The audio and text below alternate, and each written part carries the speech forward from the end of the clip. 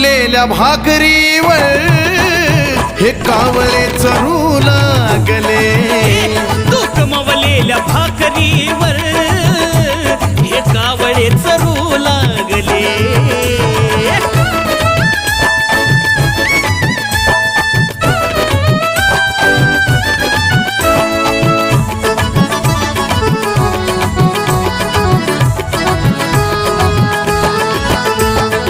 एका पुढं एक पळते तुकड्याच्या घासाला, एकाच्या बोकांडी एक जाते पुन्हा फासाला.